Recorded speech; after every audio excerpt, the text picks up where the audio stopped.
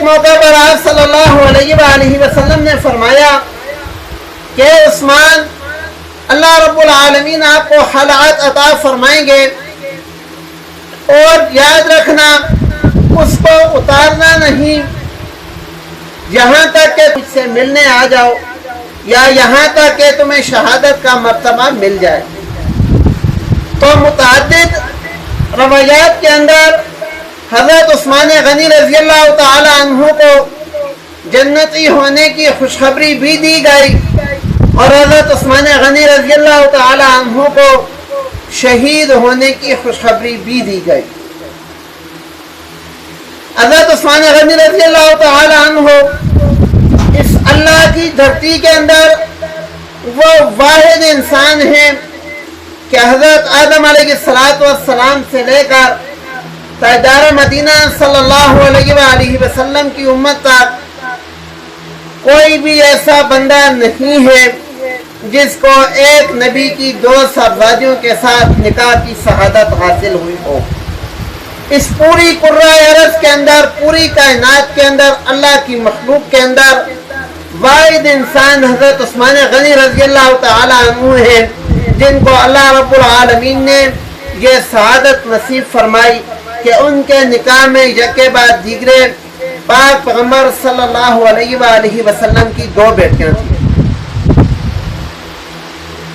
حضرت عثمان غنی رضی اللہ تعالی عنہ کے کارنامے بہت زیادہ ہیں۔ آپ کو جب شہید کرنے کے لیے بلوائی آئے تو حضرت عثمان غنی رضی اللہ تعالی عنہ باوجود خلیفہ ہونے کے اپنی جتنی بھی فوج تھی ان کو روک دیا کہ کوئی بندہ بھی ان سے لڑائی نہیں کرے گا۔ کسی نے پوچھا کہ آپ کی جان کو خطرہ ہو سکتا ہے؟ حضرت عثمان غنی رضی اللہ تعالی عنہ نے بزبان حال فرمایا کہ میری جان کی قیمت اس دھرتی کی پاکیزگی اور عزت سے زیادہ نہیں ہے۔ میں یہ بات نہیں چاہتا کہ میری زندگی کے لیے اور میری ذات کے لیے ان گلیوں کے اندر خون خرابہ کیا جائے جن گلیوں کے اندر پاک پیغمبر صلی اللہ علیہ وآلہ وسلم گھوما کرتے تھے۔ اس لیے میری ذات کے لیے کوئی بھی لڑائی نہیں کرے گا۔ جب یہ بلوائیوں کا لشکر پہنچ آیا تو حضرت عثمان غنی رضی اللہ تعالی عنہ نے ان سے مختصر سی بات کی کہ دیکھو، شریعت کے اندر 3 انسانوں کا قتل کرنا جائز ہے۔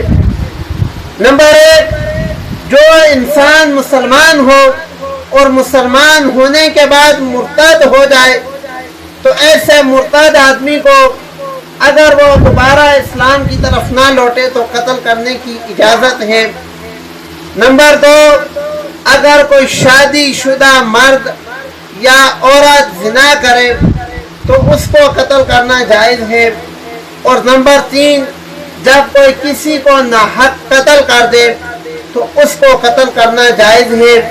شریعت کے اندر ان 3 آدمیوں کا قتل جائز ہے، اور میں نے ان تینوں میں سے کوئی بھی جرم نہیں کیا، تو تم مجھے مارنے کے لیے کیوں اتنا کھڑے ہو؟ لیکن وہ ایک شریف لوگوں کا ٹولہ تھا اور ان کا مقصد مسلمانوں کے اندر انتشار پھیلانا تھا، اور حضرت عثمان غنی رضی اللہ تعالی عنہ اپنے مسلمان مجاہدین کو پہلے ہی یہ حکم دے چکے تھے کہ میری ذات کے لیے ان سے لڑائی نہیں کرنی۔ کتب کے اندر لکھا ہوا ہے کہ یہ جو کنواں خود خرید کر حضرت عثمان غنی رضی اللہ تعالی عنہ نے پورے مدینہ والوں کے لیے پانی کا انتظام کیا تھا، ان لوگوں نے اسی عثمان غنی رضی اللہ تعالی عنہ کے لیے پانی کا بندوبست اور پانی جانے سے منع کر دیا تاکہ حضرت عثمان غنی رضی اللہ تعالی عنہ پیاسے رہے۔ لیکن حضرت عثمان غنی رضی اللہ تعالی عنہ نے پھر بھی صبر اور استقامت کا دامن اپنے ہاتھ میں تھامے رکھا، اور ہم مسلمانوں کے لیے یہ چیز چھوڑ کر گئے ہیں کہ ایک وقت کا خلیفہ مجاہدین ایک اشارے پر